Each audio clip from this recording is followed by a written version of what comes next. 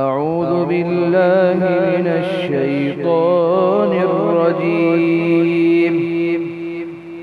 بسم الله الرحمن الرحيم.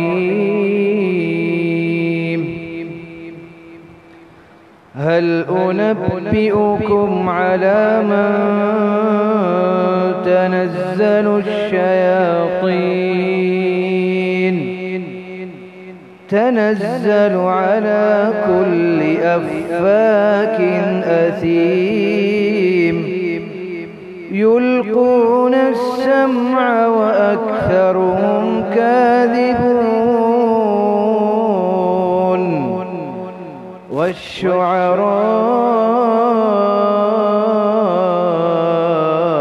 يتبعهم الغاوون. ألم تر أنهم في كل واد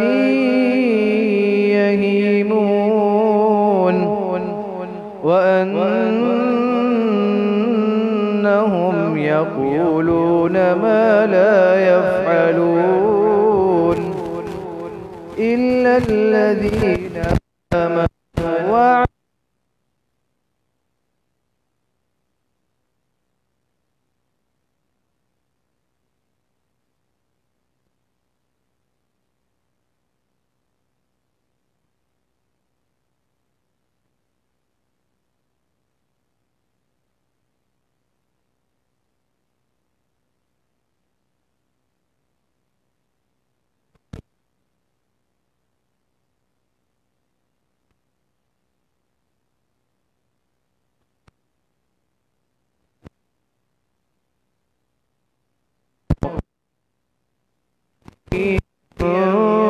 ينقلبون.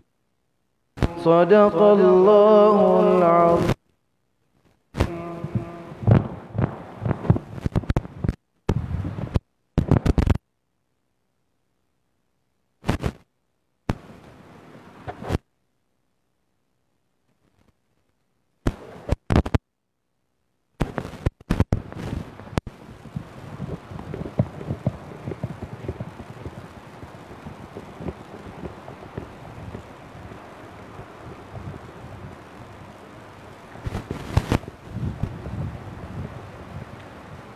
سرکار کی سنت کو جو اپنائے ہوئے ہیں،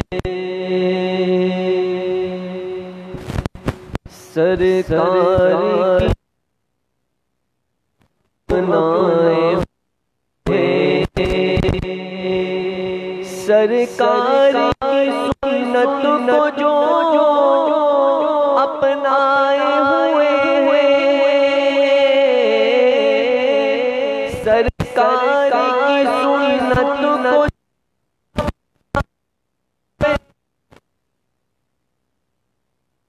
کو لوگ فرشتوں پہ شرف پائے ہوئے ہیں، وہ لوگ فرشتوں پہ شرف پائے ہوئے ہیں۔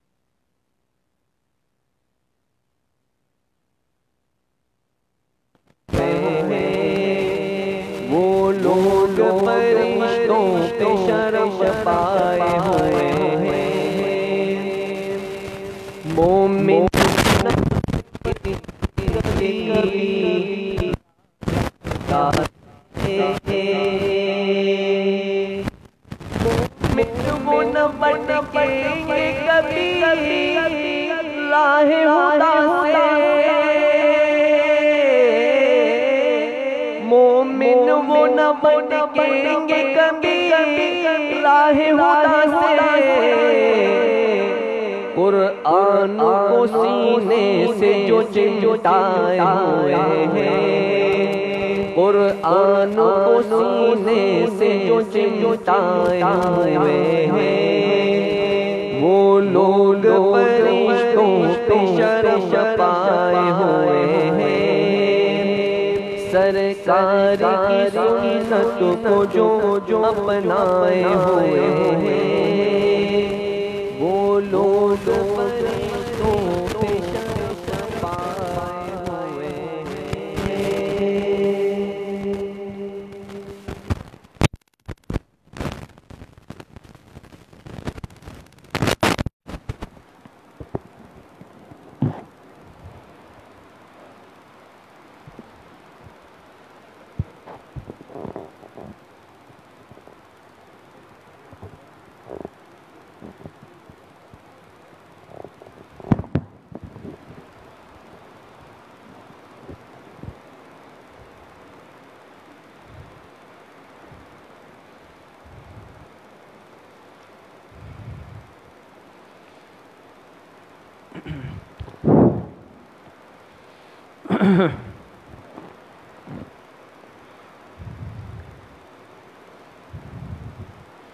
بسم اللہ الرحمن الرحیم، نحمده ونصلي ونسلم على رسوله الكريم، اما بعد فاعوذ باللہ من الشیطان الرجیم، بسم اللہ الرحمن الرحیم، قال اللہ تبارک وتعالی وآخرون اعترفوا بذنوبهم خلطوا عملا صالحا وآخر سيئا، وقال صلی اللہ علیہ وسلم کل بنی آدم خطاؤون وخیر الخطائین التوابون، صدق اللہ العظیم وصدق رسولہ النبی الکریم، ونحن على ذلك لمن الشاہدین والشاکرین والحمد للہ رب العالمین۔ تمام حضرات ایک مرتبہ درود شریف پڑھ لیں۔ اللہم صلی علی محمد وعلی آل محمد وصلیت علی ابراہیم وعلی آل ابراہیم انکا حمید مجید، اللہم بارک علی محمد وعلی آل محمد کما بارکت علی ابراہیم وعلی آل ابراہیم انکا حمید مجید۔ محترم بھائیو، دوستو اور بزرگو، اس دنیا میں جتنے بھی انسان ہیں جو دنیا سے جا چکے ہیں، جو موجود ہے یا جنہوں نے آئندہ آنا ہے، ہر انسان کسی نہ کسی درجے میں خطا کا پتلا ہے، ہر انسان خطا کار ہے، اور انسان سے غلطی بعض مرتبہ ارادتاً ہوتی ہے، بعض مرتبہ نسیاناً ہو جاتی ہے، لیکن اس دنیا میں ہر انسان خطا کار ہے۔ جیسے حدیث مبارکہ میں بھی آتا ہے، جناب نبی کریم صلی اللہ علیہ وسلم نے ارشاد فرمایا کل بنی آدم خطاؤون، ہر بنی آدم خطا کار ہے۔ تو اس دنیا میں جتنے انسان آئے ہیں، موجود ہیں یا آئیں گے، ہر انسان خطا کار ہے۔ یاد رکھیں، معصوم صرف انبیاء کرام ہوتے ہیں اور محفوظ صحابہ کرام ہوتے ہیں۔ انبیاء کرام معصوم ہیں، انبیاء کرام سے گناہ کا صدور نہیں ہوتا، اور صحابہ ہے یا جو اللہ پاک کے بعض مقرب بندے ہوتے ہیں وہ محفوظ ہوتے ہیں۔ اگر ان سے غلطی ہو جاتی ہے، اللہ پاک ان کی حفاظت فرما دیتے ہیں، اللہ پاک ان کا ہاتھ تھام لیتے ہیں۔ باقی اس کے علاوہ دنیا میں جتنے بندے ہیں جتنے انسان ہیں مجھ جیسے گناہ گار انسان ہے، تو ہر انسان سے گناہ کا صدور ہوتا ہے، ہر انسان سے غلطی ہوتی ہے، لیکن اللہ پاک کے نزدیک اچھا انسان کون ہے؟ دیکھیں دنیا انسان اللہ پاک نے بنائی ہے، اور اس عالم میں جو عالم دنیا ہے اس میں دونوں طرح کے انسان ہیں، فَأَلْهَمَهَا فُجُورَهَا وَتَقْوَاهَا۔ اور یہ بات یاد رکھیں، یہ انسان میں نیکی کا داعیہ پیدا ہونا، انسان میں گناہ کا داعیہ پیدا ہونا، یہ اللہ پاک کی طرف سے، لیکن یہ انسان پر ہے کہ یہ اس گناہ کے داعیے کو کنٹرول کر لے، گناہ کے داعیے پر عمل نہ کرے، نیکی کے داعیے پر عمل کر لے۔ دونوں داعیے اللہ پاک نے انسان میں پیدا کیے ہیں، اس میں نیکی کا جذبہ بھی ہے، اس میں گناہ کا جذبہ بھی ہے، اس میں خیر بھی ہے، اس میں شر بھی ہے، لیکن وہ انسان کامیاب ہو جاتا ہے جو خیر کو اپنے اوپر غالب کر لیتا ہے، وہ انسان ناکام ہو جاتا ہے جو شر کو اپنے اوپر غالب کر لیتا ہے۔ لیکن جس انسان سے گناہ ہو جائے، بشری تقاضے کے تحت انسان سے گناہ ہو جاتے ہیں، لیکن اچھا انسان وہ ہے جو اپنے قصور کا اعتراف کر لے، اپنی غلطی کا اعتراف کر لے، اعتراف قصور جسے کہا جاتا ہے۔ اور اللہ پاک کو ایسے بندے بہت پسند ہے۔ حدیث مبارکہ میں آتا ہے، جناب نبی کریم صلی اللہ علیہ وسلم نے ارشاد فرمایا، کل بنی آدم خطاؤن وخیر الخطائین التوابون، کہ تمام بنی آدم گناہ گار ہیں، خطا کار ہیں، لیکن بہترین خطا کار کون ہے؟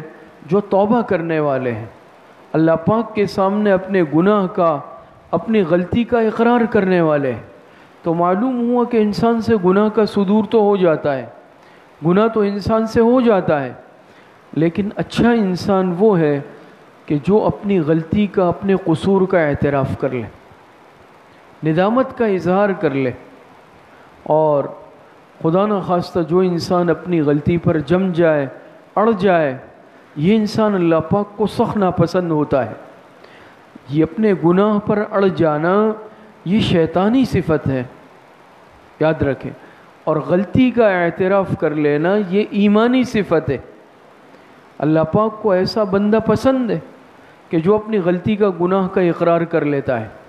دنیا میں بھی آپ دیکھ لینا، کسی سے دنیاوی اعتبار سے جرم کا صدور ہو جائے، کوئی جرم کر بیٹھے، لیکن وہ اپنے جرم کا اقرار کر رہا ہو کہ یہ اقراری مجرم ہے، اور اقراری مجرم جو ہوتا ہے اس کی سزا میں بعض مرتبہ تخفیف بھی کر لی جاتی ہے، کمی کر لی جاتی ہے، لیکن خدا نخواستہ اگر کوئی باغی مجرم ہے، کھلے عام بغاوت پر اتر آئے، اپنی غلطی پر اڑ جائے، علی الاعلان غلط راستے پر چل نکلے، کہتے ہیں بھئی یہ ناقابل معافی ہے انسان، ان کے لیے کوئی معافی نہیں ہے، ملک کے قانون میں بھی معافی نہیں ہے ان کے لیے، یہ باغی ہے ملک کے۔ اسی طرح بعض انسان اللہ پاک کے باغی ہوتے ہیں، جو اللہ پاک کے باغی انسان ہوتے ہیں اللہ پاک کو وہ پسند نہیں ہوتے، لیکن جو اقراری مجرم ہوتا ہے، اللہ پاک کے سامنے اپنی غلطیوں کا اقرار کر لیتا ہے، اللہ پاک ایسے بندے کو معافی دے دیتے ہیں، ایسے بندے کو اللہ پاک معاف کر دیتے ہیں۔ اور دیکھیں جس انسان میں خود پسندی ہوتی ہے نا، یہ میں جسے ہم کہتے ہیں میں، خود پسندی، جو انسان خود پسندی میں مبتلا ہوتا ہے یہ خدا شناسی سے محروم ہو جاتا ہے۔ خدا شناسی، انسان اپنے رب کو پہچان لے۔ کامیاب انسان وہ ہے جو اپنے مالک حقیقی کو، اپنے رب کو پہچان لے، لیکن جو انسان خود شناسی میں، عجب میں مبتلا ہوتا ہے یہ خدا شناسی سے محروم ہو جاتا ہے، یہ اپنے رب کو نہیں پہچانتا، تو یہ خود پسندی اللہ پاک کو پسند نہیں ہے۔ اور اس کا نقصان کیا ہے کہ انسان کو اپنے اندر کوئی برائی نظر نہیں آتی۔ جو انسان خود پسند ہوتا ہے وہ یہ کہتا ہے کہ بھئی میرے اندر کوئی برائی نہیں ہے، میں بالکل ٹھیک ہوں، سامنے والا غلط ہے، سامنے والا ہر انسان غلط ہے، بس میں ٹھیک ہوں۔ یہ شیطانی صفت ہے، یہ خود پسندی کہلاتی ہے، اور اس کی بنا پر انسان اللہ پاک کی معرفت سے محروم ہو جاتا ہے۔ اور جو انسان اپنے نفس کو پہچان لیتا ہے، اپنے رب کی معرفت حاصل کر لیتا ہے، اس پر اپنی برائیاں، اپنی خامیاں یہ آشکارا ہو جاتی ہے، وہ اپنی غلطیاں دیکھ لیتا ہے۔ اور یہ بات یاد رکھ لیں کہ جس انسان کو اپنے اندر کوئی کمزوری، کمی، غلطی، خرابی نظر نہیں آتی، سمجھ لیں اللہ پاک اس سے ناراض ہے۔ جس بندے سے اللہ پاک راضی ہو جاتے ہیں، اللہ پاک اس کی غلطیاں اس پر ظاہر فرما دیتے ہیں، اس کو اپنی خامیاں، کمزوریاں نظر آنے لگتی ہیں، وہ اس کی اصلاح کرنے لگ جاتا ہے۔ یہ اس بات کی دلیل اور علامت ہوتی ہے کہ اللہ پاک اس بندے سے راضی ہے۔ اور جب انسان کے اندر سے خود پسندی نکل جاتی ہے، اس پر اپنی غلطیاں ظاہر ہو جاتی ہے، اپنی کمزوریاں ظاہر ہو جاتی ہے، تو یہ دل شکستہ ہو جاتا ہے، اس کا دل ٹوٹ جاتا ہے۔ دل ٹوٹنا بری بات نہیں ہے۔ حضرت خواجہ معصوم سرہندی نقشبندی رحمۃ اللہ علیہ فرماتے ہیں کہ دنیا کی جتنی چیزیں ہیں وہ ٹوٹنے سے کم قیمت والی ہو جاتی ہے۔ دیکھیں دنیا میں جتنی بھی چیز ہو نا، وہ اگر صحیح سالم ہے تو وہ قیمتی ہے، لیکن جب وہ ٹوٹ جاتی ہے اس کی قیمت گر جاتی ہے۔ ایسا ہے یا نہیں ہے؟ بھئی چاہے وہ گلاس ہے، جگ ہے، چاہے وہ دنیا کی کوئی بھی قیمتی چیز ہے، اگر وہ ٹھیک ہے، خوبصورت ہے، تو اس کو اچھی قیمت پر لیا جائے گا، لیکن اگر وہ ٹوٹ جائے، خراب ہو جائے، اس کی قیمت گر جاتی ہے، ڈاؤن ہو جاتی ہے، اس کی کوئی قیمت نہیں رہتی۔ لیکن حضرت خواجہ معصوم رحمۃ اللہ علیہ فرماتے دنیا میں ایک چیز صرف ایسی ہے کہ ٹوٹنے سے اس کی قیمت بڑھ جاتی ہے، وہ ہے انسان کا دل، وہ ہے انسان کا دل، قلب بنی آدم۔ یہ جو قلب بنی آدم ہے نا، انسان کا دل، جب یہ انسان کا دل ٹوٹتا ہے نا، یہ اللہ پاک کے نزدیک بڑا قیمتی ہو جاتا ہے۔ حضرت موسیٰ علیہ السلام نے ایک مرتبہ اللہ پاک سے عرض کیا، اے اللہ میں تمہیں کہاں تلاش کروں؟ اللہ پاک نے فرمایا کہ موسیٰ تم مجھے ٹوٹے ہوئے دلوں میں تلاش کرو، میں ٹوٹے ہوئے دلوں میں رہتا ہوں۔ تو جو انسان شکستہ دل ہو جاتا ہے، دل ٹوٹ جاتا ہے، اسے اپنی غلطیاں نظر آتی ہے۔ دیکھیں نا، جب انسان کو اپنی غلطیاں نظر آتی ہے، پھر اس کو سامنے والا اچھا لگتا ہے اپنے سے، کہتا ہے یار یہ تو مجھ سے بہتر ہے، یہ بھی مجھ سے بہتر ہے، سب مجھ سے بہتر ہے، میرے اندر تو فلاں کمزوری ہے، فلاں عیب ہے، فلاں عیب ہے، فلاں عیب ہے، میں تو عیوب کا مجموعہ ہوں، اور مجھے ان عیوب کو دور کرنا ہے، مجھے ان خامیوں کی اصلاح کرنی ہے۔ تو جب یہ شکستہ دل ہو جاتا ہے، اس کا دل ٹوٹ جاتا ہے، یہ اللہ پاک کا مقرب بن جاتا ہے، یہ اللہ پاک کا مقرب بن جاتا ہے۔ لیکن خدا نہ خواستہ جو انسان خود پسندی کے اندر مبتلا ہو، یہ بڑی خطرناک بات ہے۔ اسی لیے علماء نے لکھا، بڑی عجیب بات لکھی، فرمایا کہ نیکی کر کے عجب میں مبتلا ہونے والے انسان سے گناہ کر کے نادم ہونے والا انسان بہتر ہے۔ بات سمجھ لیں، بڑی قیمتی بات ہے۔ بزرگوں نے لکھا، نیکی کر کے عجب اور تکبر میں مبتلا ہونے والے انسان سے گناہ کر کے نادم اور شرمندہ ہونے والا انسان اللہ پاک کے نزدیک بہتر ہے۔ ایک انسان نیکی تو کر رہا ہے اور نیکی کر رہا ہے، لیکن اس نیکی کی وجہ سے اس میں عجب پیدا ہو گیا، میں تو یہ کر رہا ہوں، میں نے اس سال بھی حج کیا، میں نے اتنا مال خرچ کیا غریبوں پر، اور میں یہ کرتا ہوں، میں یہ کرتا ہوں، میں یہ بھی کرتا ہوں، میں یہ بھی کر رہا ہوں، میں یہ بھی کر رہا ہوں۔ اور یا پھر اپنے اس نیک عمل کی وجہ سے دوسروں کو حقیر سمجھنے لگ جائے کہ میں تو یہ کر رہا ہوں، میں تو تہجد بھی پڑھ رہا ہوں، میں تو اتنا مال خرچ کر رہا ہوں، اور یہ تو ایسا ہی ہے، بس شاید یہ تو کوئی نیک کام کرتا ہی نہیں ہے۔ سامنے والا اس کو حقیر نظر آنے لگ جائے، اس میں عجب پیدا ہو جائے۔ ایسے انسان سے علماء نے لکھا، وہ انسان اللہ پاک کے نزدیک بھی بہتر ہے جس سے گناہ ہو جائے، اس نے گناہ کا کام کر لیا ہے، لیکن اللہ پاک کے سامنے اتنا نادم اور شرمندہ ہوا کہ اللہ پاک نے اس کی توبہ کو قبول کر لیا۔ تو گناہ کر کے توبہ کرنے والا یہ انسان نیکی والے متکبر انسان سے بہتر ہے۔ تو یہ خود پسندی کی صفت اللہ پاک کو پسند نہیں ہے. پھر انسان جو بھی نیک کام بھی چاہے کرے، لیکن خدا نخواستہ اس کی بنیاد پر انسان میں عجب پیدا ہو جائے، تکبر پیدا ہو جائے، دوسروں کے لیے حقارت کا جذبہ دل میں پیدا ہو جائے، یہ چیز اللہ پاک کو ناپسند ہے. اور یہ بھی یاد رکھیں کہ یہ دین کی بنیاد پر جو تکبر پیدا ہوتا ہے یہ دنیا کے تکبر سے بھی زیادہ خطرناک ہے. میں تو پہلے صف کا نمازی ہوں، اور میں تو جو ہے اتنا علم میں نے حاصل کر لیا، میں بڑا عالم ہوں، میں نے تو تبلیغ میں اتنا وقت لگا لیا، اور میں نے تو فلاں شیخ سے میرا اتنا پرانا تعلق ہے، مجھے اجازت ہے، جو بھی دین کے شعبے اور راستے ہیں. لیکن خدا نخواستہ اگر عجب دل میں آ گیا، بڑائی دل میں آ گئی، وہ سارے اعمال ضائع ہو جاتے ہیں. اس کے مقابلے میں وہ انسان جو بیچارہ اعمال میں اس سے کمزور ہے لیکن اعتراف قصور کی صفت اس کو حاصل ہے، جسے اعتراف قصور کہا جاتا ہے. یاد رکھیں اعتراف قصور یہ پیغمبرانہ صفت ہے، یہ پیغمبرانہ صفت ہے. یہ انسان اللہ پاک کو پسند ہے، کیونکہ یہ انانیت جو ہے نا، انانیت انسان میں آتی ہے، جسے ہم کہتے ہیں میں بھئی اس میں میں بہت ہے، اس انسان میں انانیت بہت زیادہ ہے. یہ میں اللہ پاک کو پسند نہیں ہوتی. تکبر کی وجہ سے جو انسان ہر وقت میں کرتا ہے، میں ایسا میں ایسا میں ایسا، یہ انسان کو پسند نہیں ہے. لیکن ایک بات اور سمجھ لیں کہ مطلقاً میں کہنا ناجائز تو نہیں ہے. عربی میں جسے ہم کہتے ہیں انا کہ میں ایسا ہوں یا میں، اگر یہ میں کہنا عاجزی کی وجہ سے ہے تو اس صورت کے اندر یہ جائز ہے. لیکن اگر یہ اپنی صفت بیان کرنے کے لیے ہے، بڑائی بیان کرنے کے لیے ہے، تو یہ جائز نہیں ہے. جیسے کوئی عاجزی کی وجہ انا فقیر، انا عبد العاصی، اس طرح کے میں گناہگار بندہ ہوں، میں فقیر ہوں، اور دل سے کہے، ظاہری الفاظ نہ ہو، بالکل جائز ہے. ایک مرتبہ حضور علیہ السلام نے پوچھا مجلس میں صحابہ سے، کون وہ شخص اس مجلس میں موجود ہے جس نے کسی مسلمان کی جس نے آج روزہ رکھا ہے؟ حضرت ابوبکر صدیق رضی اللہ عنہ کھڑے ہوئے عرض کیا، انا یا رسول اللہ، میں اللہ کے رسول. پوچھا آپ علیہ السلام نے کون ہے وہ مسلمان جس نے آج کسی کی نماز جنازہ پڑھائی ہو؟ حضرت ابوبکر صدیق پھر کھڑے ہو گئے، انا یا رسول اللہ. آپ نے پوچھا کون ہے کہ آج جس نے کسی مسکین کو کھانا کھلایا ہو؟ حضرت ابوبکر صدیق کھڑے ہوئے عرض کیا، انا یا رسول اللہ. پھر آپ نے پوچھا کون ہے وہ شخص جس نے آج کسی مریض کی عیادت کی ہو؟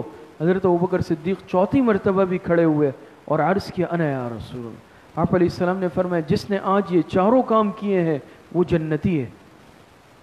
لیکن حضرت ابوبکر صدیق رضی اللہ عنہ کا یہ انا کہنا یہ تکبرن نہیں تھا، یہ ایک بات کا جواب دینا تھا، تو یہ جائز ہے علماء نے لکھا. لیکن یہ میں اگر انسان عجب کی وجہ سے کہہ رہا ہے اور اپنے نفس کی طرف اشارہ کر کے اس کی بڑائی چاہتا ہے، پھر جائز نہیں ہے.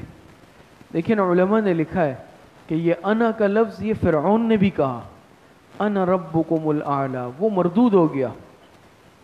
یہی انا کا لفظ حضرت منصور حلاج رحمۃ اللہ علیہ نے بھی کہا، وہ مقبول بن گئے، انا الحق. آپ کو معلوم ہوگا حضرت منصور حلاج رحمۃ اللہ علیہ ایک شخص گزرے ہیں، پوری سوانح ان کے حالات لے کے تفصیلات ہیں. ایک مستانہ شخص تھے، بزرگ تھے، اللہ والے تھے، مغلوب الحال تھے. انہوں نے انا الحق کہا. بہرحال ظاہری اعتبار سے فتویٰ لگا کر انہیں سزائے موت دے دی گئی، لیکن انہوں نے انا الحق کہا، مقبول بن گئے. فرعون نے کہا انا ربکم الاعلی، انا ربکم الاعلی کہا نا فرعون نے، مردود ہو گیا، ذلیل ہو گیا. لیکن حضرت منصور حلاج رحمۃ اللہ علیہ نے جب انا الحق کہا وہ مقبول ہو گئے. اور لکھا ہے کہ جب ان کی گردن اڑائی گئی، جو خون زمین پہ گرتا لفظ اللہ لکھا جاتا، اس سے جو خون کے قطرے گر رہے تھے اس سے اللہ لکھا جا رہا تھا، اللہ اللہ سارا. ہم نے ان کی مزار کی زیارت کی ہے بغداد میں، حضرت منصور حلاج رحمۃ اللہ علیہ کی قبر ہے، ہمارا جانا ہوا. تو علماء نے لکھا کہ حضرت منصور رحمۃ اللہ علیہ نے انا کہا، لیکن وہ انا اللہ پاک کے ہاں قبول ہوا، یہ مقبول. لیکن فرعون مردود ہو گیا. گفت فرعون ان الحق گشت پست، گفت منصور ان الحق گشت مست. کہتے ہیں کہ فرعون نے بھی کہا انا، لیکن فرعون پست ہو گیا. گفت فرعون انا الحق، گفت پست. فرعون انا کہنے کی وجہ سے کیا ہو گیا؟ ذلیل ہو گیا. لیکن گفت منصور انا الحق، گفت مست. منصور نے انا الحق کہا، اللہ پاک نے اسے اپنا محبوب بنا دیا، دیوانہ بنا دیا. تو یہ دل کی کیفیت کا فرق ہوتا ہے. کہتے ہیں نا یہاں تو سر سے پہلے دل کا سودا شرط ہے یارو، کوئی آسان ہے کیا سرمد و منصور ہو جانا. یہاں تو سر سے پہلے دل کا سودا شرط ہے یارو، کوئی آسان ہے کیا سرمد و منصور ہو جانا. حضرت سرمد رحمۃ اللہ علیہ یہ بھی ایک دیوانے گزرے ہندوستان دہلی میں، اور بہرحال اس میں بھی تفصیلات ہے کہ ان کے بھی ظاہری حالات ایسے تھے جو قابل برداشت نہیں تھے، لیکن یہ اللہ پاک کے ولی تھے. بہرحال انہیں بھی سزا دے دی گئی تھی. سرمد کا مزار دہلی میں جامع مسجد کے پاس، ہم وہاں بھی گئے، دیکھا ہے. تو کہتے ہیں کوئی آسان ہے کیا سرمد و منصور ہو جانا؟ یہ آسان عمل نہیں ہے. یہ وہ انسان کر سکتا ہے جس کے دل میں اللہ پاک کی محبت کا جذبہ بھرا ہوا ہو.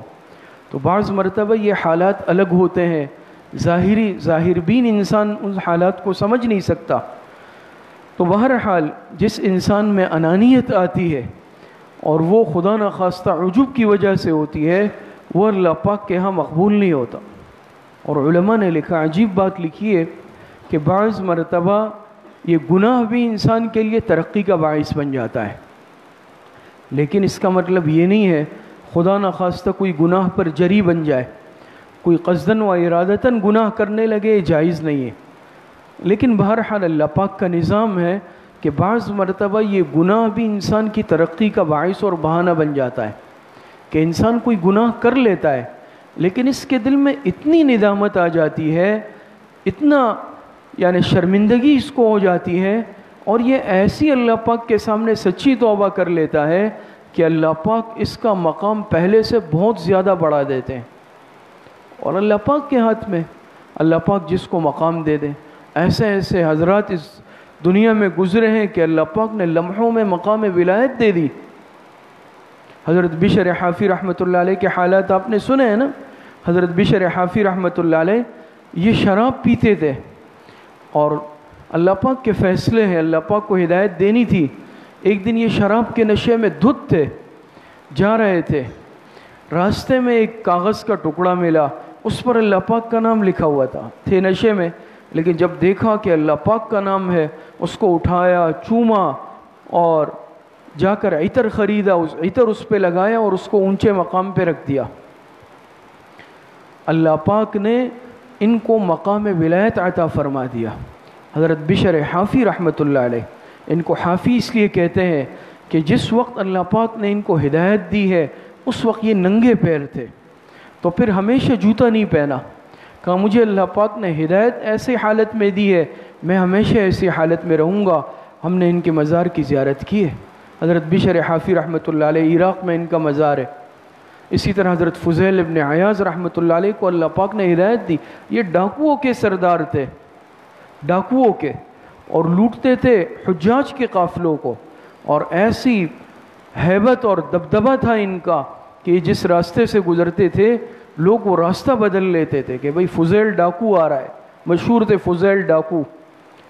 لیکن ایک گھر میں نقب لگا رہے تھے، اندر سے تلاوت کی آواز آ رہی تھی، الم یأن للذین آمنوا ان تخشع قلوبہم لذکر اللہ.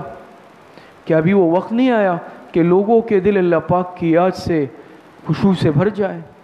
انہوں نے کہا وقت آ گیا ہے، وقت آ گیا ہے. فوراً توبہ کی اور اولیاء کے سردار بن گئے.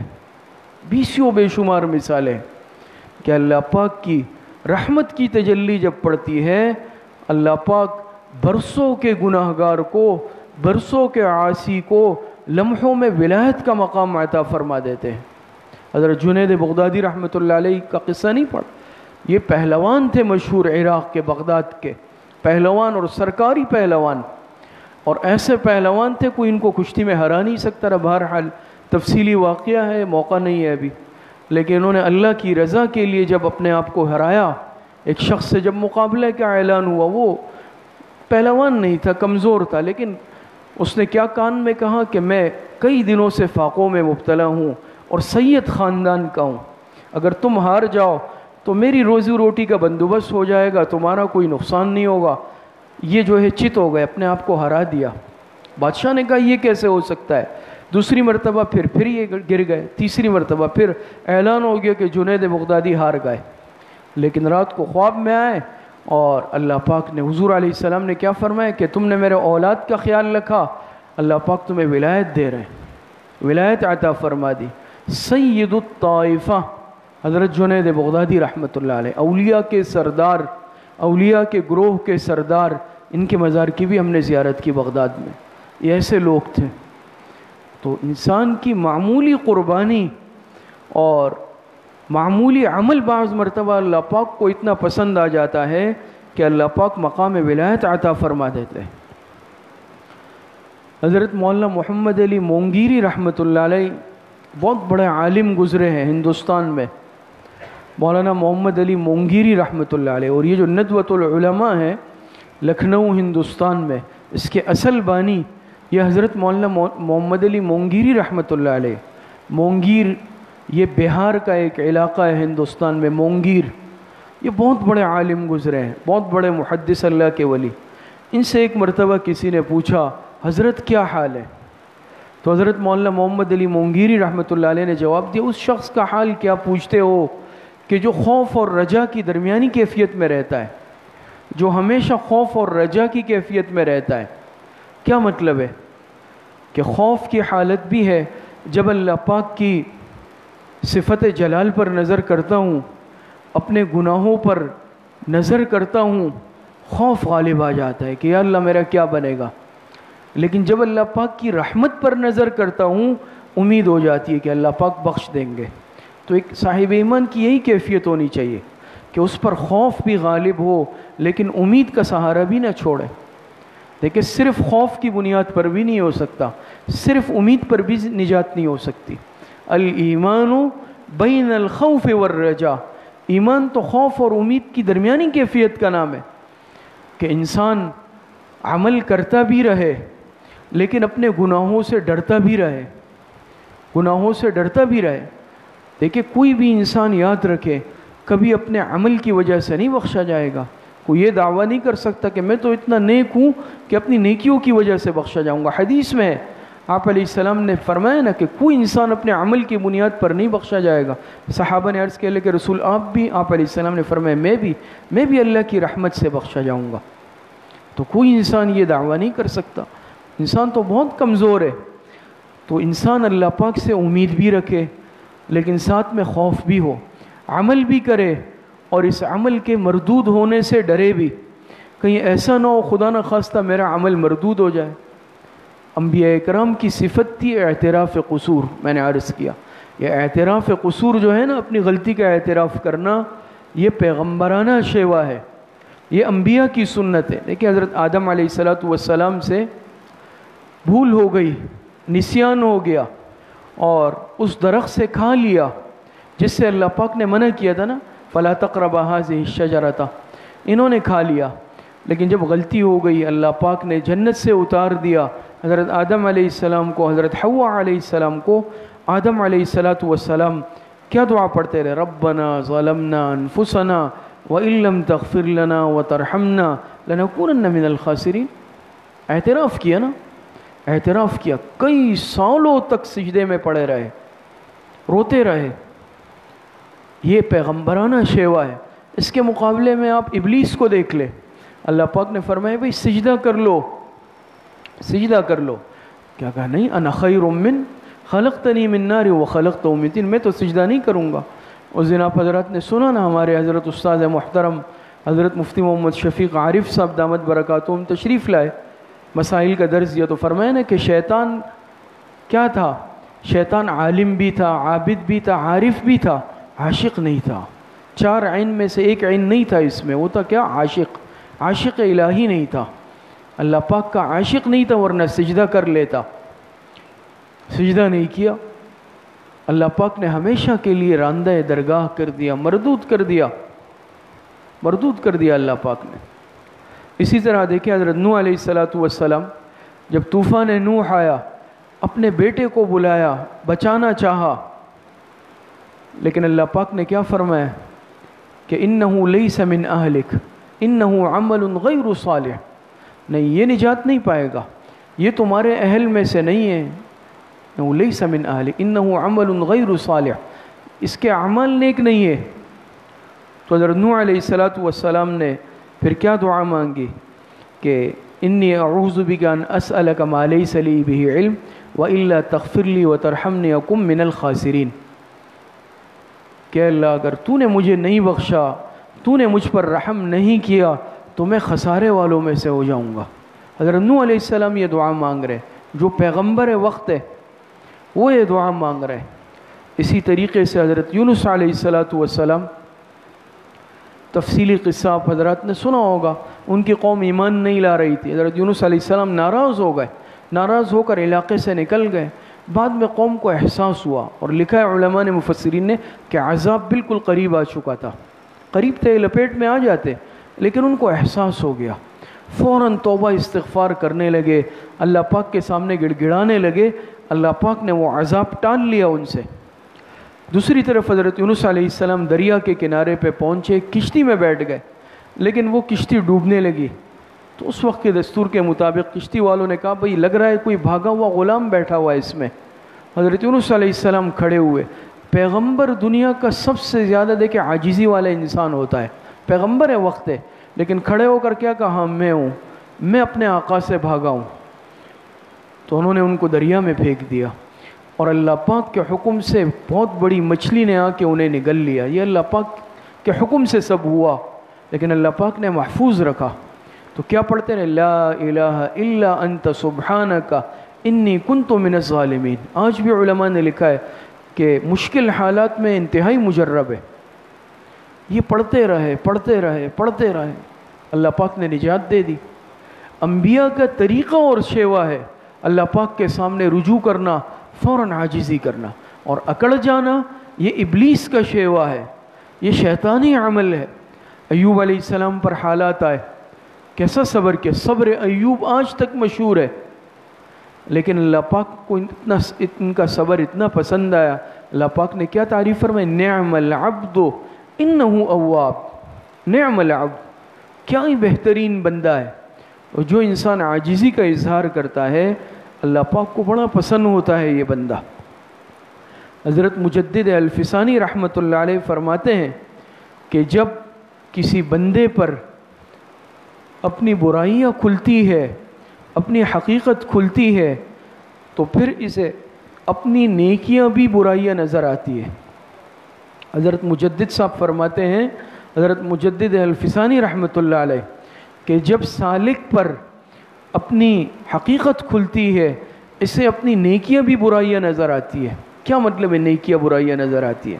نماز تو میں پڑھ رہا ہوں، ابھی میں نے عشاء کی نماز پڑھی، میں بڑا مطمئن ہوں کہ میں نے تو عشاء کی نماز جماعت سے پڑھ لی، لیکن جب انسان پر اپنی حقیقت کھلتی ہے نا، اور جب یہ غور کرے گا، اوہو میں نے عشاء تو پڑھ لی لیکن میرے نماز میں تو دھیان تھا ہی نہیں، میں نے تو رکوع بھی صحیح نہیں کیا تھا، میں تو نماز 4 رکعت امام کے پیچھے پڑھی لیکن پتہ نہیں میں نے یہ سوچا تھا، یہ سوچا، میں خیالات میں کہاں پہ تھا۔ میں تو آج کل ہم نماز پڑھتے ہیں نا، یہ آٹومیٹک نماز ہے، ہمارے علماء بزرگوں نے لکھا ہے بعض نماز آٹومیٹک ہوتی ہے، لیکن امام کے پیچھے ہم کر رہے ہوتے ہیں، ذہن ہمارا بعض مرتبہ کہیں اور ہوتا ہے۔ ایک لطیفے کے طور پہ لکھا ہے کہ ایک مرتبہ امام صاحب نے نماز پڑھائی اور ان سے صاف ہو گیا کہ بھئی 3 رکعتیں ہوئی ہے یا 4 رکعتیں ہوئی ہے۔ اب یہ مسئلہ بھئی پوچھا تو پیچھے تو سب میری طرح ہوتے ہیں، بھئی پتہ ہی نہیں ہے کہ 3 ہے یا 4 ہے، کسی نے کہا 3 ہوئی، کسی نے، تو ایک شخص کھڑے ہوئے، ایک خان صاحب کھڑے ہوئے اور کہا کہ نہیں 3 ہوئی ہے، 3، مجھے یقین ہے 3 ہوئی ہے۔ تو پھر سب کو یاد آ گیا، بھئی آپ کو کیسے پکا یقین ہے؟ کہا میں روزانہ میری 4 دکانیں ہیں، میں چاروں کا حساب اپنی 4 رکعتوں میں کرتا ہوں، آج کی نماز میں صرف 3 دکانوں کا حساب ہوا تھا، تو اس سے کیا ثابت ہوا کہ 3 رکعتیں ہوئی ہے۔ یہ دلیل دی اس نے۔ تو ہماری نماز، ہمارا معاملہ جس طرح ہے، روزہ تو میں رکھ رہا ہوں، میں بڑا مطمئن ہوں، لیکن جب مجھ پر حقیقت میری کھلے گی، مجھے اندازہ ہوگا روزہ تو میں نے رکھا لیکن اس روزے میں نے غیبتیں کتنی کی، اس روزے میں نے گالم گلوچ کتنا کیا، روزے کی روح کے خلاف کتنے اعمال میں نے کیے، تو نیکیاں بھی مجھے کیا نظر آنے لگے گی، برائیاں نظر آنے لگے گی۔ اور حقیقت یہ، آج تو ہم ہر چیز کو اپنی نیکی سمجھتے ہیں، لیکن جب انسان کو اللہ پاک کا حقیقی قرب حاصل ہوتا ہے، اللہ پاک اس کے دل کی آنکھیں کھولتے ہیں، پھر انسان کو اپنے جو نیک اعمال ہیں نا اس کی بھی کمزوریاں نظر آنے لگتی ہے۔ حج تو میں نے کیا، عمرہ تو کیا، لیکن وہاں پر میں نے کتنے گناہ کے کام بھی کر لیے، لڑائی جھگڑا بھی کر لیا، میں نے دھکم پیل بھی میں نے حرم شریف میں کر لی، ویڈیو اور تصویریں بھی میں نے بنا لی۔ یہ تب ہوگا جب اپنی حقیقت ہم پر کھلے گی نا۔ حدیث مبارکہ میں آتا ہے، جناب نبی کریم صلی اللہ علیہ وسلم نے ارشاد فرمایا، الکیس من دان نفسہ وعمل لما بعد الموت۔ حقیقی عقل مند کون ہے کہ من دان نفسہ، جو اپنے نفس کو پہچان لے، نفس کی حقیقت کو پہچان لے۔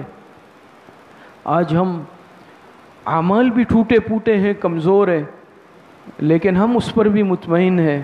اعمال کی کمزوریاں ہیں، نمازوں میں کمزوریاں ہیں، روزے میں، اعمال میں کمزوریاں ہیں، لیکن ہم کیسے مطمئن نظر آتے ہیں؟ غیبتیں چل رہی ہے، دوسروں کی برائیاں چل رہی ہے۔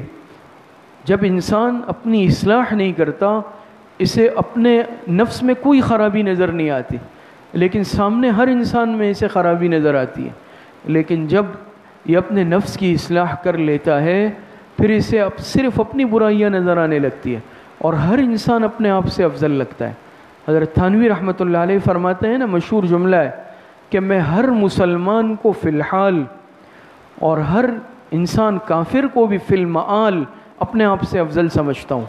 مسلمان کو تو اس لیے کہ یہ مسلمان ہے، یہ مجھ سے شاید عمل میں آگے ہوگا، یہ مجھ سے افضل ہے۔ کافر کو فی المآل، آئندہ کے اعتبار سے ہو سکتا ہے اللہ پاک اس کو ایمان کی توفیق دے دے اور یہ مجھ سے بہتر ہو جائے گا، آگے بڑھ جائے گا۔ لیکن آج میں اپنے آپ کو سب سے اعلیٰ سمجھتا ہوں، مجلس میں بیٹھتا ہوں تو اپنے آپ کو سب سے افضل سمجھ رہا ہوں، مجھ پر اپنی حقیقت نہیں کھلی۔ لیکن جس انسان پر اپنی حقیقت کھلتی ہے کہ میری کیا اوقات اور کیا حقیقت ہے، پھر یہ انسان اپنی برائیوں سے آگاہ ہو جاتا ہے۔ حضرت مولانا محمد الیاس صاحب رحمۃ اللہ علیہ کے متعلق آتا ہے کہ انہوں نے علامہ اقبال مرحوم کے متعلق کہا کہ علامہ اقبال کا ایک شعر ہی شاید ان کی مغفرت کے لیے کافی ہو جائے۔ مشہور فارسی کا شعر ہے نا، علامہ اقبال کا شعر۔ علامہ اقبال نے فرمایا نا کہ تو غنی از ہر دو عالم من فقیر، روز محشر عذر ہائے من پذیر، کر گر تمہیں بینے حسابم نہ گزیر، گر تمہیں بینے حسابم نہ گزیر، از نگاہ مصطفیٰ پنہا بگیر۔ فارسی کا عجیب شعر ہے۔ مولانا الیاس صاحب فرماتے ہیں علامہ اقبال کی مغفرت کے لیے ایک شعر ہی کافی ہو جائے گا۔ فرماتے ہیں تو غنی از ہر دو عالم من فقیر، اے اللہ تو ہر چیز سے غنی ہے اور میں فقیر ہوں، تو ہر چیز سے غنی ہے، مالدار ہے، اور میں ایک فقیر ہوں، عاجز ہوں۔ روز محشر عذر ہائے من پذیر، قیامت کے دن میرا عذر قبول فرما لینا۔ دیکھیں عمل کی بنیاد پہ نہیں، قیامت کے دن میرا عذر قبول کر لینا، مجھے معاف کر دینا۔ فرماتے ہیں گر تمہیں بینے حسابم نہ گزیر، اے اللہ اگر تو میرا حساب لینا ہی چاہتا ہے، مجھے معاف نہیں کرنا چاہتا، اور میرا حساب آپ کے لیے ناگزیر لازمی ہے، تو از نگاہ مصطفیٰ پنہا بگیر، پھر جناب نبی کریم صلی اللہ علیہ وسلم کی آنکھوں سے مجھے اوجھل کر دینا، کہیں پیغمبر کے سامنے مجھے شرمندگی نہ اٹھانی پڑے۔ اور حقیقت بھی یہ ہے کہ انسان اپنے گناہوں کو یاد کر لے، اپنی حقیقت کو دیکھ لے کہ کہیں ایسا نہ ہو قیامت کے دن مجھے اپنی بدعملی کی وجہ سے شرمندگی اٹھانی پڑ جائے۔ ہر انسان اپنا محاسبہ کر لے، اپنی غلطیوں سے اپنے آپ کو آگاہ کر لے، اصلاح نفس میں لگ جائے۔ اللہ پاک مجھے اور آپ سب کو صحیح عمل کی توفیق نصیب فرمائے۔ وآخر دعوانا ان الحمد للہ رب العالمین۔ یہ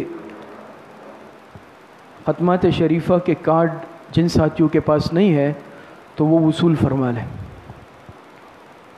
ٹیکس پکڑا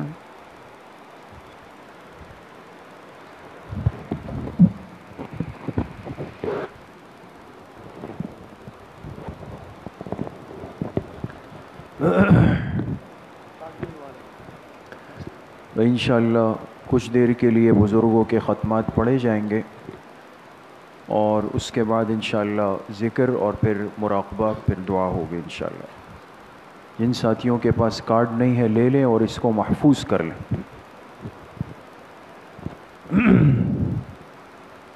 بسم اللہ الرحمن الرحیم، الحمد للہ الذی لم يتخذ ولدا ولم يكن له شریک فی الملک ولم يكن له ولی من الذل وکبرہ تکبیرا۔ تمام ساتھی ایک مرتبہ درود شریف پڑھ لیں۔ اللہم صلی علی محمد وعلی آل محمد کما صلیت علی ابراہیم، اللہم بارک علی محمد وعلی آل محمد تعالی ابراہیم وعلی آل محمد۔ ایک مرتبہ سورہ فاتحہ پڑھ لیں۔ بسم اللہ الرحمن الرحیم، الحمد للہ رب العالمین الرحمن الرحیم مالک یوم الدین مستقیم صراط الذین انعمت علیہم۔ ایک مرتبہ درود شریف پڑھ لیں۔ اللہم صلی علی محمد وعلی آل محمد کما صلیت علی ابراہیم، اللہم بارک علی محمد۔ ایک مرتبہ سورہ علم نشرح پڑھ لیں۔ بسم اللہ الرحمن الرحیم، علم نشرح لک صدرک ووضعنا عنک وزرک الذی انقض ظہرک ورفعنا لک ذکرک فإن مع العسر يسرا إن مع العسر يسرا فإذا فرغت فانصب وإلى ربك فارغب۔ ایک مرتبہ سورہ اخلاص پڑھ لیں۔ بسم اللہ الرحمن الرحیم، قل هو اللہ احد اللہ الصمد لم یلد ولم یولد کفوا احد۔ ایک مرتبہ سورہ فاتحہ پڑھ لیں۔ بسم اللہ الرحمن الرحیم، الحمد للہ رب العالمین الرحمن الرحیم مالک یوم الدین مستقیم الصراط الذین انعمت علیہم غیر المغضوب علیہم ولا الضالین آمین۔ ایک مرتبہ درود شریف پڑھ لیں۔ اللہم صلی علی محمد وعلی آل محمد کما صلیت علی ابراہیم، اللہم بارک علی محمد وعلی آل محمد مجید۔ 7 مرتبہ پڑھے۔ اللہم یا قاضی الحاجات، اللہم یا قاضی الحاجات۔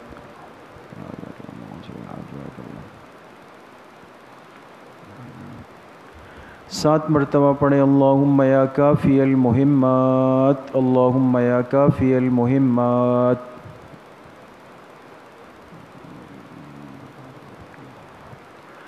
7 مرتبہ پڑھے۔ اللہم یا دافع البلیات، اللہم یا دافع البلیات۔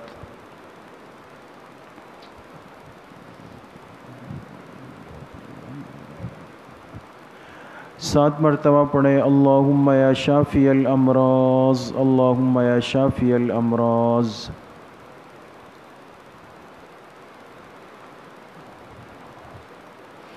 7 مرتبہ پڑھے۔ اللہم یا رفیع الدرجات، اللہم یا رفیع الدرجات۔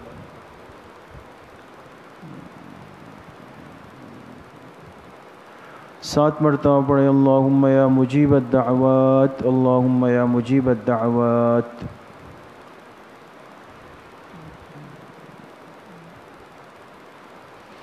7 مرتبہ پڑھے۔ اللہم یا ارحم الراحمین، اللہم یا ارحم الراحمین۔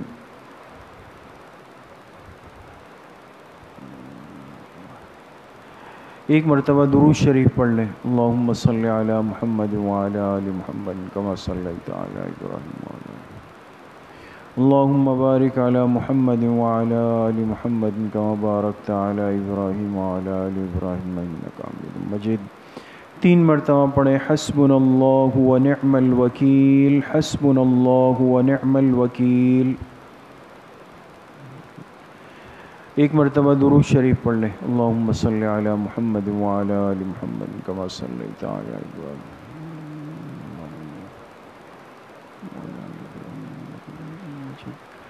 3 مرتبہ پڑھے۔ یا خفی اللطف ادرکنی بلطفک الخفی، یا خفی اللطف ادرکنی بلطفک الخفی۔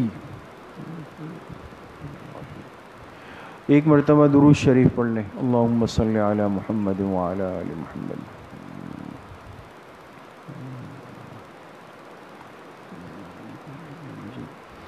3 مرتبہ پڑھے۔ لا حول ولا قوة الا باللہ، لا حول ولا قوة الا باللہ. ایک مرتبہ درود شریف پڑھ لیں. اللہم صلی علی محمد وعلی آل محمد کما صلیت علی.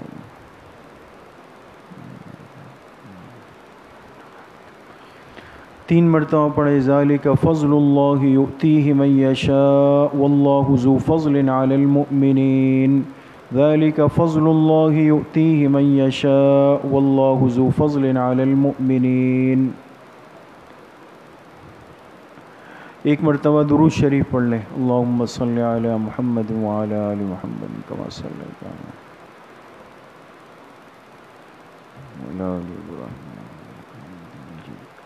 تین مرتبہ پڑھیں. یا لطیفا بخلقہ یا علیما بخلقہ یا خبیرا بخلقہ. الطف بنا یا لطیف یا علیم یا خبیر.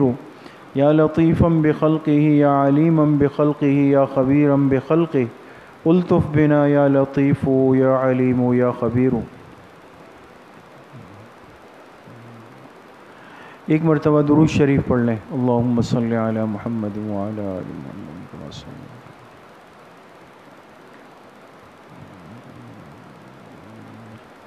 تین مرتبہ پڑھیں. انا للہ و انا الیہ راجعون. انا للہ و انا الیہ راجعون. ایک مرتبہ درود شریف پڑھ لیں. اللہم صلی علی محمد وعلی آل محمد کما صلیت علی ابراہیم. تین مرتبہ پڑھیں. اللہ ولی الذین آمنوا. اللہ ولی الذین آمنوا. ایک مرتبہ درود شریف پڑھ لیں. اللہم صلی علی محمد وعلی آل محمد کما صلیت علی.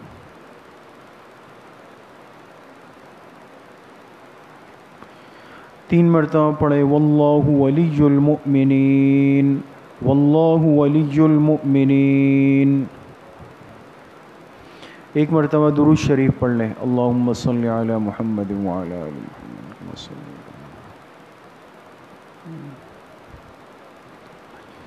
تین مرتبہ پڑھے. رب اغفر وارحم وانت خیر الراحمین. رب اغفر وارحم وانت خیر الراحمین. ایک مرتبہ درود شریف پڑھ لیں. اللہم صلی علی محمد وعلی آل محمد کما صلیت علی.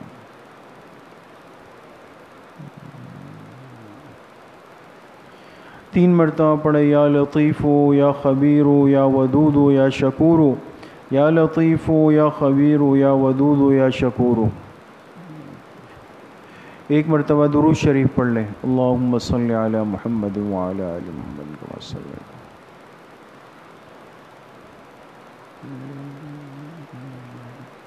تین مرتبہ پڑھیں. واعف عنا واغفر لنا وارحمنا انت مولانا فانصرنا علی القوم الکافرین.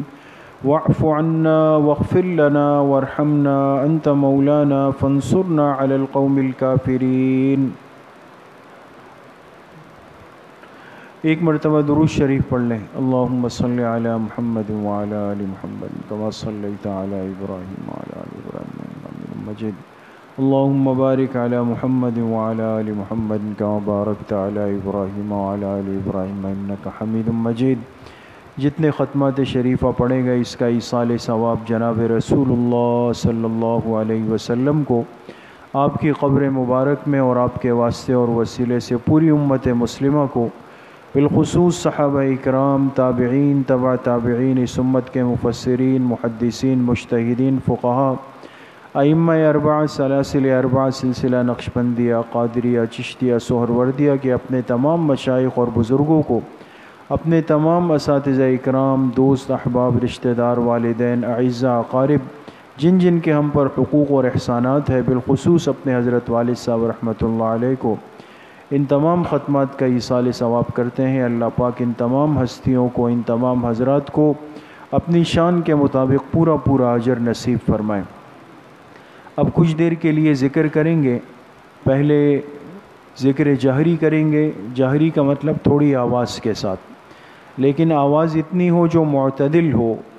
بہت زیادہ چیخ و پکار کرنا جس سے مسجد کی ذکر کی بے ادبی ہو، یہ بھی منع ہے. یا اتنی خاموشی ہو کہ اپنے کانوں تک آواز نہ آئے تو پھر کوئی فائدہ نہیں.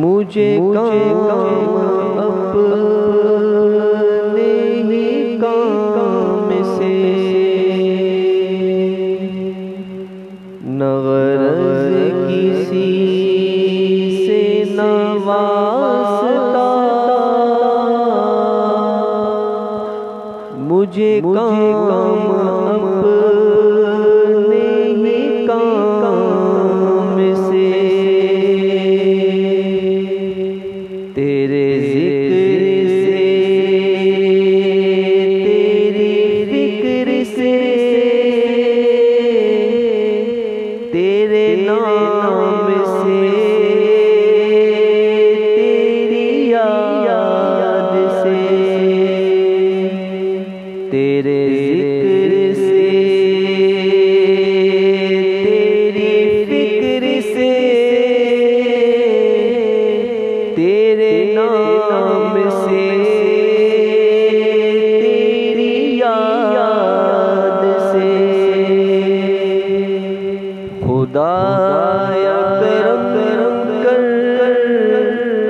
بڑے عذاب میں ہوں خدایا کرم کر بڑے عذاب میں ہوں کہ تیرے سامنے بیٹھا ہوں پر حجاب میں ہوں کہ تیرے سامنے بیٹھا ہوں پر حجاب میں ہوں خواب غفلت میں سوئے ہوئے مومنوں خواب غفلت میں سوئے ہوئے مومنوں عیش و عشرت بڑھانے سے کیا فائدہ عیش و عشرت بڑھانے سے کیا فائدہ آنکھوں کھولو اٹھو یاد رب کو کرو آنکھوں کھولو اٹھو یاد رب کو کرو کان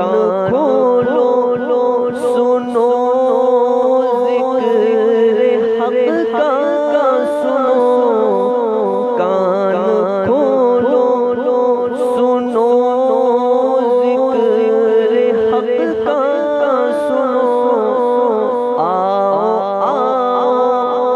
چلو راہ حق میں چلو آؤ چلو راہ حق میں چلو عمر یوں ہی گوانے سے کیا فائدہ عمر یوں ہی گوانے سے کیا فائدہ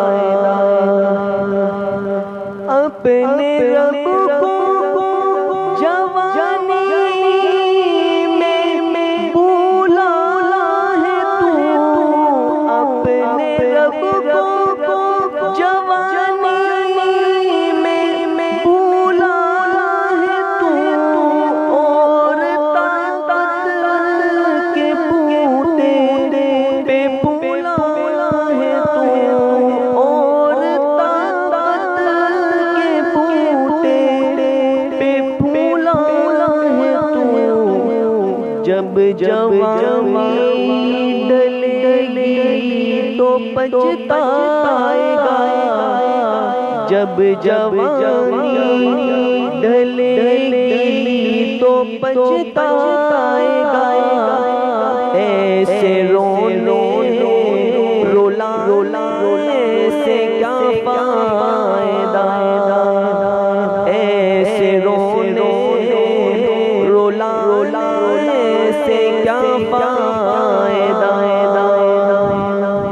خواب غفلت میں سوئے ہوئے مومنوں، خواب غفلت میں سوئے ہوئے مومنوں، عیش و عشرت بڑا سے کیا فائدہ، عیش و عشرت بڑا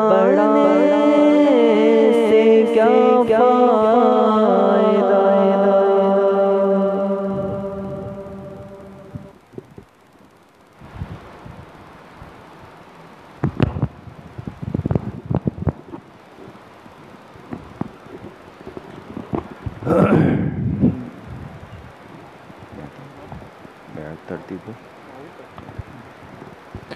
بسم اللہ الرحمن الرحیم۔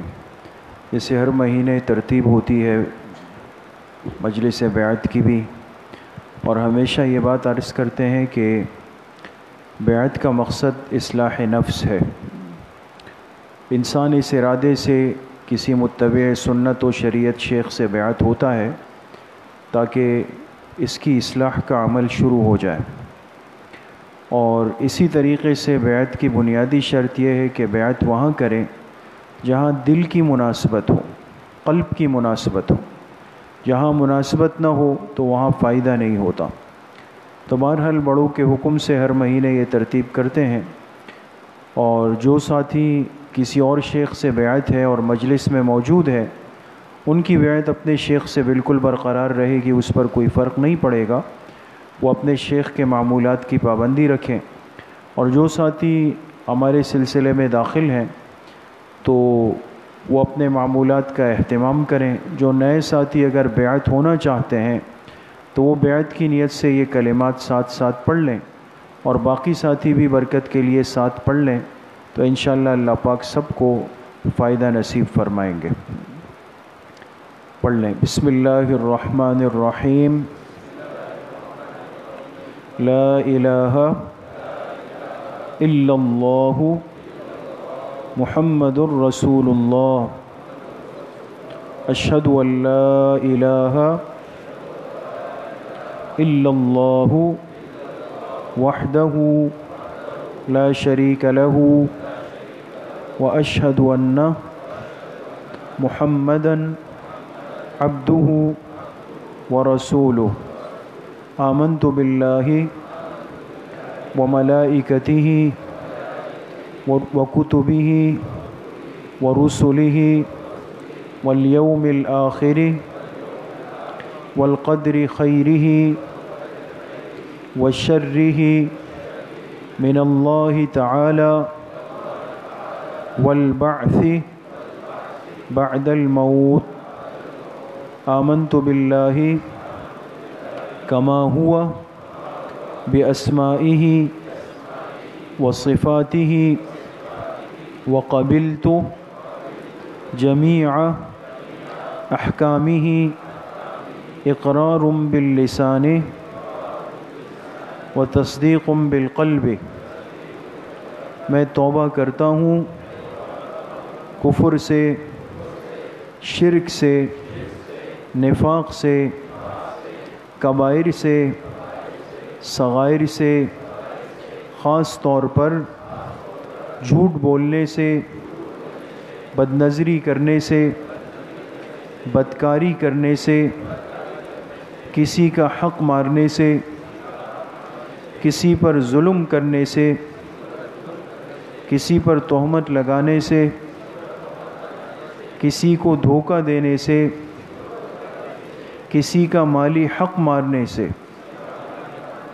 اور اے اللہ، میں آپ سے دعا کرتا ہوں کہ پوری زندگی اتباع سنت میں گزارنے کی توفیق نصیب فرما دے، اور اس سلسلہ عالیہ، نقشبندیہ، مجددیہ کے مشائخ کا جو فیض ہے وہ ہم سب کو نصیب فرما دے، آمین۔ تو جو ساتھی نیت کے ساتھ یہ کلمات پڑھ چکے ہوں تو وہ سلسلے میں داخل ہیں۔ اللہ پاک ہم سب کو اصلاح نفس کی، اصلاح باطن کی، اصلاح ظاہر کی توفیق نصیب فرمائے۔ چند باتیں عرض کرتا ہوں جو سمجھنا ضروری ہے۔ پہلی بات یہ ہے کہ ہمارے بزرگوں نے لکھا ہے کہ 3 چیزیں اس سلسلے میں بنیاد ہے، یعنی اصل کی حیثیت رکھتی ہے۔ وہ 3 چیزیں کیا ہے؟ کثرت ذکر، اتباع سنت اور رابطہ شیخ۔ یہ باتیں یاد رکھیں، زبانی یاد رکھیں۔ کثرت ذکر، نمبر 2 اتباع سنت اور نمبر 3 رابطہ شیخ۔ یہ 3 باتیں تصوف کے اندر بنیاد کی حیثیت رکھتی ہے۔ انسان ذکر کا کثرت سے عادی ہو جائے، سنتوں کی پابندی شروع کرے اور جس شیخ سے بیعت ہو ان سے رابطے کی پوری کوشش کرے۔ دوسری بات یہ ہے کہ کچھ معمولات ہیں جس کی روزانہ کی بنیاد پر پابندی کرنے سے زندگی میں تبدیلی آتی ہے، گناہوں کو چھوڑنا آسان ہوتا ہے اور اعمال پہ آنا بہت آسان ہو جاتا ہے۔ وہ کیا معمولات ہیں؟ وہ 3 چیزیں۔ سب سے پہلا معمول وہ تلاوت قرآن کریم ہے۔ قرآن کریم کی تلاوت یہ آغاز ہے، اس کے بغیر انسان اس میدان میں نہیں چل سکتا ہے۔ اس لیے اگر کوئی شخص ذکر کی پابندی کرے لیکن تلاوت بالکل نہیں کرے گا تو بنیاد مضبوط نہیں ہوگی۔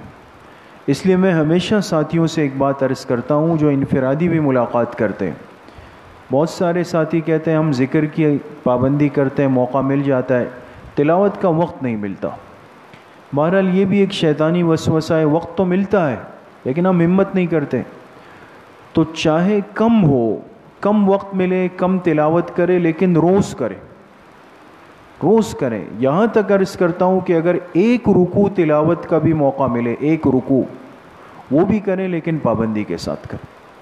کوشش کریں کہ روزانہ کم از کم 1 پارہ تلاوت ہو جائے، ہر مہینے میں 1 قرآن کریم کا ختم ہو جائے، لیکن نہیں ہو تو آدھا پارہ، یہ بھی نہیں تو 1 پاؤ، 1 پاؤ بھی نہیں تو سہولت سے جتنا ہو سکے، لیکن تلاوت اتنی ہی ضروری ہو جتنا ناشتہ، دوپہر کا کھانا، رات کا کھانا، روز کریں۔ دوسری چیز، معمولات میں 5 تسبیحات کی پابندی کریں۔ 5 تسبیحات کیا ہے؟ پہلی تسبیح وہ استغفار کی، روزانہ 100 مرتبہ صبح، 100 مرتبہ شام استغفار کی پابندی، استغفر اللہ استغفر اللہ استغفر اللہ، اور بہتر یہ کہ پورا پڑھیں استغفر اللہ ربی من کل ذنب واتوب الیہ۔ تو 100 مرتبہ صبح، 100 مرتبہ شام۔ دوسرے نمبر پہ تیسرا کلمہ ہے، یعنی سبحان اللہ والحمد للہ ولا الہ الا اللہ واللہ اکبر۔ 99 تک یہاں تک جائیں اور 100ویں مرتبہ اس کے ساتھ کیا ملا ہے؟ ولا حول ولا قوت الا باللہ العلی العظیم۔ یہ 100 مرتبہ صبح، 100 مرتبہ شام۔ تیسری تسبیح وہ درود شریف کی ہے، اور سب سے افضل درود شریف درود ابراہیمی ہے جو ہم نماز میں پڑھتے ہیں، جو ابھی آپ نے ختم خواجگان میں بھی پڑھا، یہ سب سے افضل ہے۔ باقی سہولت سے درود شریف کے جتنے صیغے ہیں سب پڑھ سکتے ہیں، یہاں تک لکھا ہے کہ صلی اللہ علیہ وسلم، یہ بھی درود شریف ہے۔ تو کوشش کریں کہ روزانہ 300 مرتبہ درود شریف ہو، ورنہ 100 مرتبہ صبح، 100 مرتبہ شام ضرور پڑھیں۔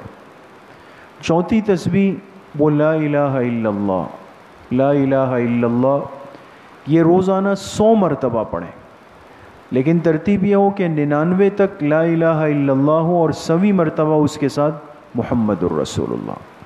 یہ پہلا کلمہ ہے، یہ روزانہ صرف 100 مرتبہ پڑھیں۔ 5ویں تسبیح وہ اسم ذات کی ہے، یعنی اللہ اللہ اللہ، اور یہ روزانہ کم از کم 300 مرتبہ پڑھیں۔ یہ کل کتنی تسبیحات ہو گئی؟ 5 تسبیحات۔ پہلی تسبیح استغفار کی، دوسری تسبیح تیسرا کلمہ، تیسری تسبیح درود شریف، چوتھی تسبیح لا الہ الا اللہ، 5ویں تسبیح اللہ اللہ اللہ کی تسبیح۔ معمولات کے اندر جو تیسری چیز ہے وہ ہے مراقبہ۔ مراقبہ یہ تصوف کا پیٹرول ہے، یہ یاد رکھیں۔ گاڑی بن گئی، تیار ہو گئی، سروس ہو گئی، انجن سب کچھ ہو جائے، پیٹرول نہیں ہے تو گاڑی سٹارٹ ہی نہیں ہوگی۔ مراقبہ اتنا اہم ہے، یہ انسان کے اندر روحانی قوت پیدا کرتا ہے، اور مشکل کوئی نہیں۔ ابھی جیسے آپ حضرات نے کیا، بعض دفعہ ساتھی کہتے ہیں ہم بیٹھ جاتے ہیں، کچھ سمجھ ہی نہیں آ رہا، تو انسان پہلی مرتبہ تو اس کو یہ بھی سمجھ نہیں آتا اگر اس نے سیکھا نہیں ہو کہ سائیکل پر کیسے بیٹھنا ہے، ہر چیز سیکھنی پڑتی، تو پریشان نہ ہو۔ مراقبہ یکسوئی کا نام ہے۔ دن میں تھوڑا سا وقت اپنی سہولت کا نکالیں، جس میں آپ کو سہولت ہو، اور اکیلے میں بیٹھ جائیں قبلہ رخ ہو کر، سر کو جھکا دیں، آنکھیں بند کر دیں، اور دل کی دھڑکن کی طرف متوجہ ہو جائے۔ دل دھڑک رہا ہے نا، بس یہ تصور رکھیں آپ دل دماغ میں کہ یہ دھڑکن جو ہے یہ اللہ اللہ اللہ خود کہہ رہی ہے، اور میں اس کو سن رہا ہوں، میں اس کو سن رہا ہوں۔ اس سے بلوانے کی کوشش نہ کریں۔ بعض دفعہ یہ پریشانی ہوتی ہے کہ بھئی یہ کیسے بولے گا، یہ اللہ اللہ کیسے کرے گا، یہ تو ہمارے بس میں نہیں، یہ تو اللہ پاک اس کیفیت کو خود عطا فرماتے ہیں، انسان سنتا ہے کانوں سے۔ تو یکسوئی کے ساتھ بیٹھ جائیں، اور زیادہ نہیں، 5 منٹ سے شروع کریں۔ ہمارے حضرت شیخ پیر ذوالفقار صاحب فرماتے ہیں انسان مراقبہ 5 منٹ سے شروع کرے، پھر اس کو گھنٹے تک لے جائے۔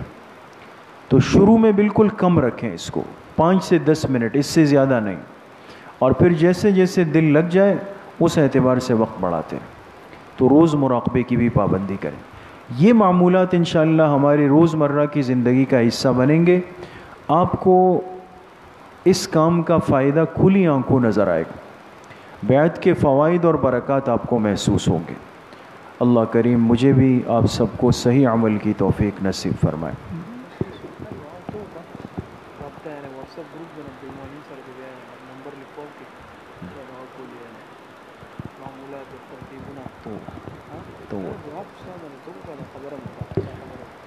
اچھا، رابطے کے سلسلے میں بعض دفعہ ساتھی بھی پوچھتے ہیں کہ بھئی ملاقات کے کیا نظم ہوگا۔ ہم تھوڑا سا مصروف بھی رہتے ہیں مدرسے کے امور کی وجہ سے، بعض دفعہ ساتھی بیچارے آ بھی جاتے ہیں اخلاص اور محبت میں، پھر ملاقات نہیں ہو پاتی۔ تو اس میں یہ کہ میں ہمیشہ عرض کرتا ہوں، ایک تو یہ ماہانہ مجلس میں پابندی کے ساتھ آئیں، دوسرا ہفتے کے دن عصر کی نماز کے بعد 40 منٹ نکالیں، کوشش کریں، اس دن بھی ہماری مجلس ہوتی ہے۔ اسی طریقے سے اتوار کے دن عصر کی نماز کے بعد تھوڑا سا وقت ہوتا ہے، بدھ کے دن عصر کے بعد وقت ہوتا ہے، اگر اس میں ممکن ہو۔ اس کے ساتھ ساتھ ہم نے رمضان المبارک میں ایک گروپ بنایا تھا ساتھیوں کی سہولت کے لیے، خانقاہ کا، خانقاہ نقشبندی عباسیہ کے نام سے۔ اس میں کئی ساتھیوں کے نمبر نوٹ بھی ہو گئے تھے، لیکن بہت سارے ساتھیوں کے شاید نہ ہوں، تو اس میں بھی ایک رابطے کی شکل ہوتی ہے، اطلاعات ہے، کوئی اہم بات ہو تو اس گروپ میں لازماً اپنے آپ کو شامل کریں۔ ہمارے ساتھی ہیں رفیق مولانا عبد المحمن صاحب، ان سے ساتھی مل کر اپنا نمبر ان کو دے دیں تو واٹس ایپ گروپ میں انشاءاللہ آپ ساتھی شامل ہو جائیں گے۔ اللہ سب کو جزائے خیر نصیب فرمائے۔ الحمدللہ رب العالمین والصلاة والسلام علی سید الانبیاء والمرسلین سیدنا و سندنا و حبیبنا و شفیعنا و قرۃ اعیننا محمد و آلہ و اصحابہ اجمعین۔ یا اللہ یا ارحم الراحمین، ہمارے صغیرہ کبیرہ ظاہراً باطناً ہر طرح کے گناہوں کو معاف فرما دے۔ یا اللہ پوری امت کے گناہوں کو معاف فرما دے، اپنی رضا والی زندگی نصیب فرما دے، نفس اور شیطان کے وساوس سے ہماری حفاظت فرما دے۔ یا اللہ اپنی معصیت سے، اپنی نافرمانی سے، اپنی ناراضگی سے ہماری حفاظت فرما دے۔ حضور علیہ الصلاۃ والسلام کی صحیح اور سچی محبت نصیب فرما دے، پوری زندگی اتباع سنت میں گزارنے کی توفیق نصیب فرما دے۔ یا اللہ جتنی زندگی باقی ہے، ہماری زبان کو، دل کو، جسم کے ایک ایک حصے کو اپنے پاکیزہ ذکر سے معطر رکھنے کی توفیق نصیب فرما دے۔ یا اللہ جتنے ساتھی محبت کے ساتھ آئے ہیں اور آتے ہیں، ذکر میں جتنی دیر شریک ہوتے ہیں، یا اللہ یہ آپ کے منتخب ہیں، آپ کی توفیق سے آتے ہیں، یا اللہ ہم سب کو ان کی برکت سے بھی قبول فرما دے۔ یا اللہ جتنے ساتھی بیٹھے ہیں، محبت کے ساتھ بیٹھے ہیں، طلب کے ساتھ بیٹھے ہیں، یا اللہ اپنی بارگاہ عالیہ سے ان کو، ہم سب کو دارین کی خوشیاں اور برکتیں نصیب فرما دے۔ ساری زندگی یا اللہ ذکر کی مجلس سے، نیک صلحاء کی مجلس سے، نیک ماحول سے جڑ کر رہنے کی، اپنی اولاد کو جوڑ کر رکھنے کی، اپنے گھروں کے ماحول کو درست رکھنے کی توفیق نصیب فرما دے۔ یا اللہ مسجدوں کی محبت ہمارے دلوں میں راسخ فرما دے، اللہ والوں کی محبت ہمارے دلوں میں پیدا فرما دے، دعوت و تبلیغ کے کام کی عظمت ہمارے دلوں میں پیدا فرما دے۔ یا اللہ علماء کی محبت، صلحاء کی محبت اور نسبتوں کا ادب، احترام ہم سب کو یا اللہ نصیب فرما دے۔ جتنے بیمار گھروں میں ہے، اسپتالوں میں ہے، روحانی بیمار ہے، جسمانی بیمار ہے، ہمارے مسجد کے جتنے بزرگ احباب نمازی بیمار ہیں، اللہ پاک سب کو صحت کاملہ عاجلہ مستمرہ نصیب فرما دے۔ جتنے پریشان حال ہے یا اللہ تمام کی پریشانیوں کو ختم فرما دے۔